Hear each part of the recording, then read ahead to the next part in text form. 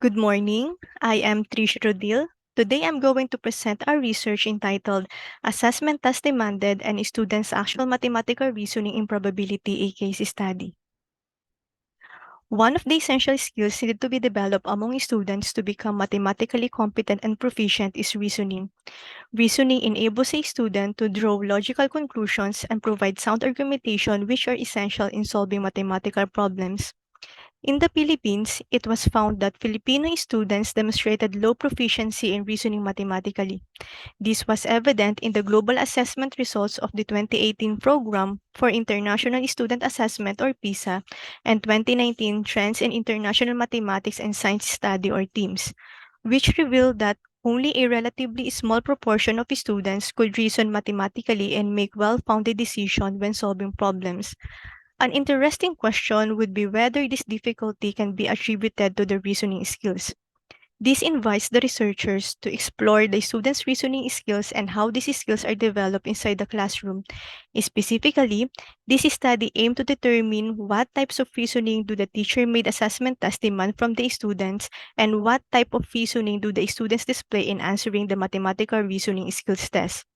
Also, it sought to find out to what extent do students display mathematical reasoning elicited by the assessment task.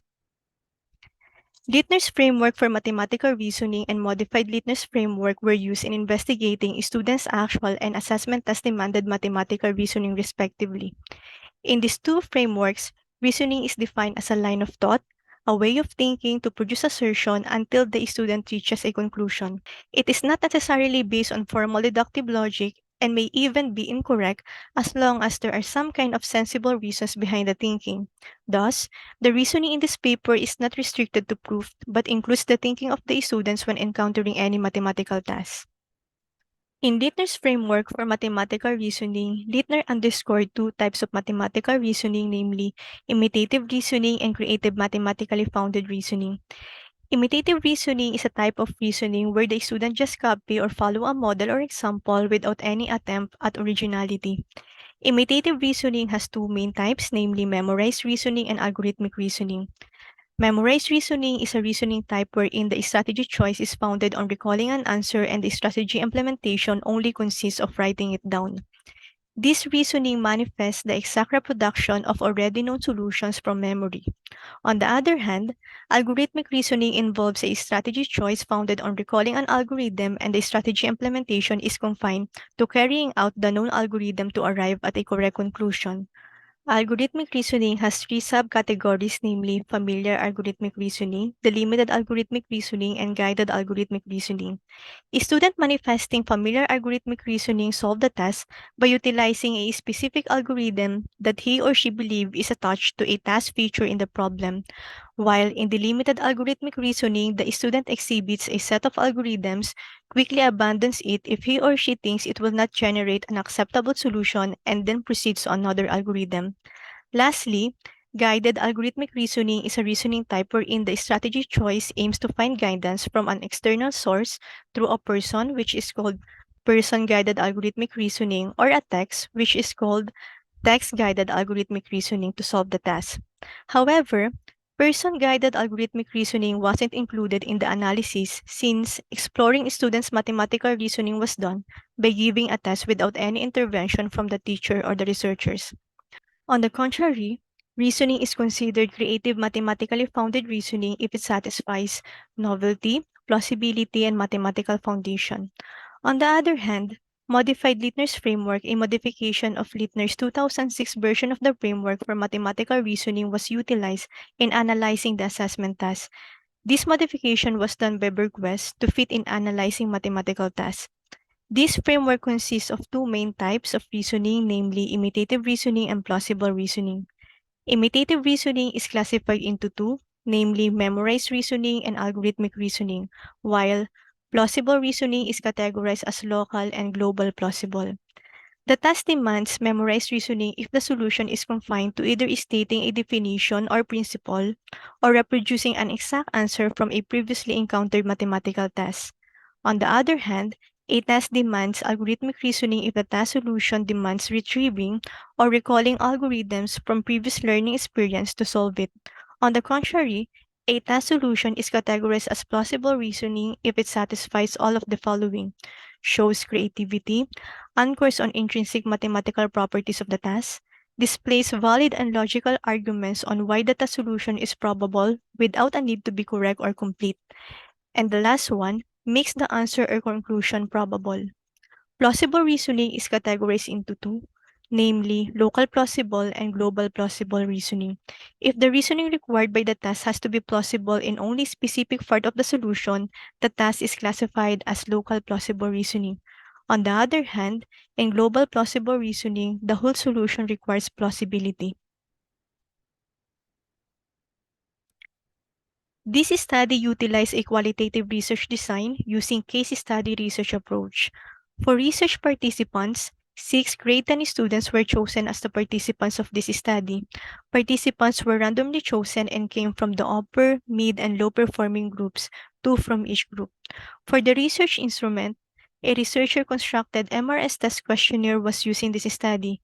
The test consists of 3 problems on the probability of the union of mutually inclusive events with varying levels of difficulty with the aim to elicit the highest possible reasoning, which is creative mathematically founded reasoning. For data gathering procedure, teacher's lesson plan, student textbooks, and assessment tests were gathered from the teacher. Then, the MRS test was administered individually to the research participants. Participants were asked to think aloud while answering the test and were interviewed after the test. The solutions to the problems made by the participating students were gathered by the researcher. Moreover, the researcher interviewed the mathematics teacher of the participants to know the teacher's strategy on how she presented and answered all the mathematical tasks under the explored topic given to the class. The elicited strategy was used as a reference or confirmation of the student's explanation of how they utilized their mathematical reasoning in solving the problems. For the analysis of assessment tasks, a classification tool developed by Palm, Boysen, and Lithner was used in the study. This classification tool consists of 3-step procedures: an analysis of the mathematical task, analysis of the textbook and lesson plan, and argumentation and conclusion to reveal what type of reasoning that the task demands from the students. In the first step, the task variables were identified. These task variables were used to argue if the students could possibly solve the task, disregarding the intrinsic mathematical properties of the task. Task variables includes the solution to the task, the context of the task, explicit information about the situation, and other key features such as keywords, phrases, and explicitly formulated hints. The next step involves analysis of textbook and lesson plan. In here, the number of task occurrence was identified. The task occurrence denotes that there is a task, either example or exercise, from the reference materials, which are the lesson plans and the textbook, that shares superficial similarities with the assessment task.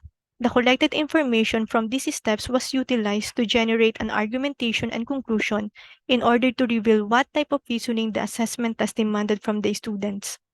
For the analysis of a student's actual mathematical reasoning, student solution and transcribed explanation gained from the interview and think aloud sessions were analyzed using researcher-made rubric aligned on Lithner's framework for mathematical reasoning. In this analysis, the researcher took consideration that there is a possibility that a participating student may not display any reasoning in answering the MRS test. It is possible when the student doesn't attempt to answer the question or gives an irrelevant answer. In this particular situation, the reasoning is classified as no evidence of reasoning. For the extent to which the students display mathematical reasoning elicited by the assessment task, the researchers compared likelihood found corresponding on memorized reasoning, algorithmic reasoning, and plausible reasoning from the assessment task demanded mathematical reasoning analysis to the likelihood corresponding to memorized reasoning, algorithmic reasoning with subcategories, namely familiar algorithmic reasoning, delimited algorithmic reasoning, and text-guided algorithmic reasoning, and creative mathematically founded reasoning from the student's actual mathematical reasoning analysis respectively. If the comparison indicate a likelihood of using each type of reasoning demanded in the assessment task and the student's actual mathematical reasoning, then it may imply that the types of reasoning that the teacher wishes to develop in the students through the assessment task clearly manifested and evident in the student's performance in the MRS test. After analyzing the data gathered, the following results were obtained. Teacher-made assessment tests demand only 2 types of reasoning: algorithmic reasoning and plausible reasoning.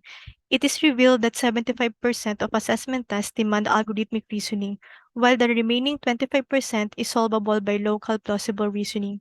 This implies that 75% of the tasks fail to provide novelty and seem to only drill the students on finding the probability of the union of mutually inclusive events. In the students' actual mathematical reasoning, majority of the cases exhibited the algorithmic type of reasoning in answering the MRS test. Specifically, 66.67% of the total number of cases made use of familiar algorithmic reasoning. Moreover, only one student in one case, or 5.56% of the total number of cases, displayed a creative mathematically founded reasoning. Also, one case, or 5.56% of the total number of cases, displayed memorized reasoning, while 22.22% of the total number of cases elicited no evidence of reasoning. Moreover, algorithmic reasoning and familiar algorithmic reasoning were predominantly observed in the assessment test demanded and students' actual mathematical reasoning respectively, while plausible reasoning and creative mathematically founded reasoning were the least displayed. From the results of this study, the following conclusions were drawn. The teacher-made assessment tasks give more emphasis on promoting an application of a known algorithm or formula in solving problems involving the probability of union of two mutually inclusive events. Regarding students' actual mathematical reasoning, the results revealed the predominant manifestation of familiar algorithmic reasoning. Thus, it can be concluded that the students' reasoning in this study is confined and limited to performing known solution templates or algorithms. Furthermore, it was revealed that the reasoning types demanded by the assessment task matched the most and the least predominant reasoning types found in a student's actual mathematical reasoning. This can imply that what students demonstrated during the actual assessment is a manifestation of their classroom experiences, how they learn and were taught mathematics. With this, one may argue to some extent that the student's actual mathematical reasoning is related to the types of reasoning demanded by the assessment task. However, further investigation is needed to establish such relationship because other factors interplay in the learning process which influence a student's reasoning. For the implication of this study, teachers as well as curriculum developers may consider using this framework to improve students' mathematical reasoning. Also, teachers are encouraged to develop creativity and flexibility among students by engaging them in the exploration of various approaches in solving mathematical problems. That would be all. Thank you.